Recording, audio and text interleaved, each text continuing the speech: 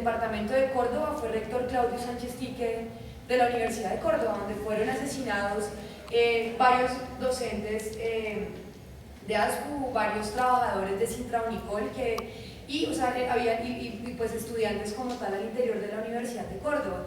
Y cómo este paramilitar reconoce cómo se formaban las células, se conformaban los nichos paramilitares al interior de las universidades, que tenían varias tareas. Uno, hacer listas negras de estudiantes, profesores y trabajadores al interior de la universidad, que eran las personas que había que eliminar dentro de las universidades, o sea, que había que eliminar, había que sacar porque no estaban de acuerdo con la política de la universidad. Dos, el crecimiento de las autodefensas al interior de la universidad.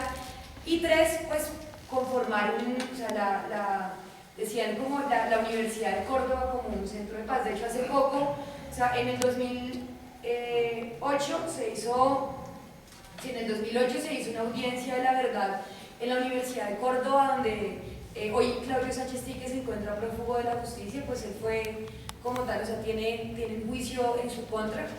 Se hizo una audiencia desde los distintos estamentos de la universidad, pero además con varias organizaciones de carácter nacional de derechos humanos, organizaciones estudiantiles, que impulsaron esta audiencia, y que pues se supone la universidad tiene una obligación en términos de reparación colectiva al interior de la universidad. Y hace menos de una semana surgió una amenaza en la Universidad de Córdoba por parte de las autodefensas, ¿sí? Entonces, ahí, pues como tal, en términos de la garantía, en términos del universitario. Ya en lo que es el 2011 conocemos lo que fue el proyecto de ley, o lo que conocemos como la Ley de Seguridad Ciudadana, que si ustedes cogen esa ley tiene de todo, o sea, busca el tema de la pequeña minería, o sea, hace una modificación del Código Penal, pero en todos estos aspectos, pero existen 3 artículos básicos allí, que incluso la modificación que quería presentar, que presentó el ministro de Defensa luego de lo que fue el paro nacional agrario, o sea, iba encaminada a aumentar las penas. O sea, hay 3 artículos. Uno, que es el tema de poder, el tema de la obstrucción de vías públicas. 2, la agresión a funcionario público, que no la reglamenta en qué términos va. El tema de cubrir la cara, o sea, es decir, de cubrirse la cara en el medio de una manifestación, puede ser criminalizado. Además está la retención preventiva en caso de exaltación. Ustedes saben que cuando hay algún tipo de movilización, por lo menos el 1 de mayo, sucede mucho que antes de la movilización detienen una cantidad de gente por la presunción de exaltación. Entonces, se encuentra usted exaltado, entonces hay una detención preventiva. Y como legalmente la detención es arbitraria, cuando usted está detenido 36 horas y no ha sido puesto ante un juez de control de garantías, pues es normal que usted pase por la unidad permanente de justicia 24 horas. Ya lo que tiene que ver ahora en términos de la garantía de la protesta social, lo que fue el paro nacional agrario, que sobre todo aquí en Boyacá, que hace cuánto no sucedía, digamos, una protesta de tal magnitud como ocurrió en el mes de agosto en el departamento de Boyacá, como el presidente, y después de lo que fue el 29 de agosto, sale una locución donde se habla, uno, después de la modificación o el aumento de penas en términos de la Ley de Seguridad Ciudadana. 2, el tema del plan de espada de honor 2. ¿Ustedes saben cuál es el plan de espada de honor normal? O sea, el plan espada de honor es un plan que tiene el gobierno nacional dirigido a eliminar los grupos armados en el país, paramilitares, guerrilla, crimen, o sea, todo lo que son grupos armados en el país. Y la pregunta es: ¿por qué se le da un tratamiento de conflicto armado a la protesta social en Colombia? ¿Sí? Se habla del plan espada de honor 2. Yo he venido asesorando el tema de derechos humanos de la mesa que se conformó con, bueno, Dignidad Papera y otra, o sea, digamos como lo que se conformó, la mesa de negociación que se conformó en Bogotá con todo el tema del paro acá en Boyacá. Yo estaba asesorando el tema de derechos humanos. Incluso fue muy curioso la Policía Nacional, bueno, como presentaba, porque ellos tienen, digamos, todo un protocolo para poder actuar. De hecho, ese librito que se los mostré me lo entregaron en esa mesa, donde se dice, por ejemplo, el tema de que la letalidad del arma se la da quien la usa, y los principios en términos de cómo deben utilizar ellos las armas no letales en el medio de una protesta social o en el medio de cualquier tipo de cuestión. Y las preguntas que le hacíamos era, o sea, ¿qué consideran ustedes o cuál es el motivo real para que exista algún tipo de agresión? O sea, ¿quién entra a actuar el escuadrón móvil antidisturbios? ¿Sí? Segundo, o sea, ¿cuáles son los mecanismos por parte del Ministerio Público? ¿Entiendes el Ministerio Público como Procuraduría y Defensoría, o lo que conocemos, o sea, en términos de Personería y Defensoría del Pueblo, de poder intervenir cuando se advierte o sea, cuando se nota que existe un desmán por parte de la fuerza pública?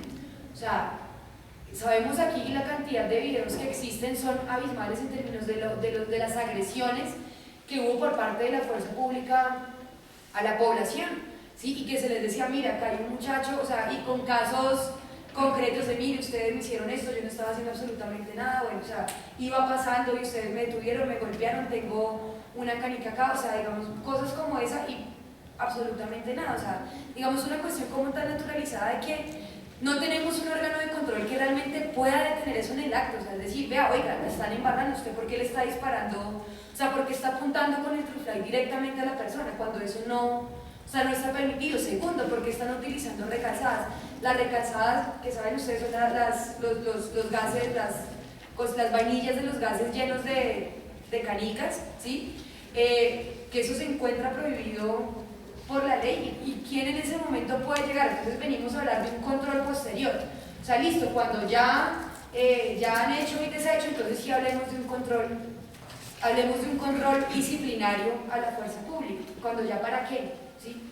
O sea, ya para qué, si se vuelve a presentar, vuelve a pasar. Hoy se encuentran 45 casos en justicia penal militar, o sea, un juzgamiento entre ellos, o sea, 45 casos en justicia penal militar, 90 casos en oficina de control interno de la policía. Nosotros hacíamos una solicitud y era que la Procuraduría utilizara su poder preferente. O sea, la Procuraduría, saben ustedes, es quien investiga y sanciona a los funcionarios públicos, pero los funcionarios públicos tienen una oficina, pues, o sea, digamos, el control interno, pues digamos, por ejemplo, en el caso de los abogados, lo que es el Consejo Superior de la Judicatura, el caso pues de la policía, lo que es la Oficina de Control Interno, antes de pasar a Procuraduría, que será como la instancia máxima. Entonces, en ese caso se decía como que los casos que están en control interno pasan a Procuraduría, pues porque se van a quedar ahí y pues no va a pasar absolutamente nada. Entonces, la excusa de ellos era que no, es que no tenemos individualizado a la gente que perpetuó las agresiones. En un momento, porque ustedes tienen una estructura, ¿sí? Y está el principio constitucional de obediencia, ¿sí? O sea, es decir, un soldado o un policía no va a actuar sin la orden de su superior, ¿sí? Entonces, en este caso viene siendo responsabilidad del superior, ¿sí? Entonces, que en ese caso y en ese sentido debían responder. Pero bueno, yo creo que más allá, bueno, de lo que ya todos y todas conocemos y lo que significa todo el tema de la agresión a la protesta social, sí, que ustedes se dan cuenta después del 29, o sea, después del 29 por lo que es Bogotá, eso era, o sea, no se veía un alma en el centro de Bogotá, o sea, todo el mundo guardado y el centro totalmente militarizado. O sea, un tratamiento, o sea, en vez de brindar soluciones, o sea, en vez de brindar soluciones, lo que se daba era, no, pues vamos a incrementar, entonces vamos a darle 2.500 agentes a Boyacá para que no se queden, que no les damos, ¿sí? No, 2.500 agentes, 1.500 para el ESMAD, 1.500 para la fuerza, para la policía como tal, ¿sí? Cuando es que un policía normal no puede vestirse de ESMAD porque ellos tienen un entrenamiento especial, ¿sí? Y decían por lo menos los campesinos de Venta Quemada, de Tierra Negra, decían otros, veíamos policías que vemos por ahí, o sea, los que están normalmente acá vestidos de ESMAD, ¿qué experiencia o qué entrenamiento se tiene al respecto? O sea, hay una irresponsabilidad respecto a eso, y yo creo que más allá sí hay que, o sea, en Argentina hay una experiencia respecto de cuál es la intervención que se debe hacer por parte del Estado en términos de la protesta social, ¿sí? Y sí creo que va a haber una exigencia por parte de que, bueno, tenemos un ministerio público con encabeza un procurador, que mi visión personal es que creo que no cumple las funciones que constitucionalmente dicen que debería ser un procurador, no cumple las funciones del Ministerio Público como tal, y creo que si habría que hablar es en términos de una regulación, no en el posterior a la protesta social, no en el antes, sino en el durante, ¿sí? O sea, ¿en qué momento puede frenarse cuando existe una agresión? O sea, porque lo que manifestaban los campesinos en ese momento era que llegaron al límite de pedirle ayuda al ejército para que les ayudara con el ESMAD. O sea, y esa era la cosa que manifestaban ellos en la mesa de garantías que se conformó, o sea, que se vieron obligados a eso, bueno, pues no sé, ahí la garantía también. O sea, se veían obligados a eso, o sea, al límite de que no hubo un control, no hubo un control y que venimos ahora a decir que buscamos la forma de que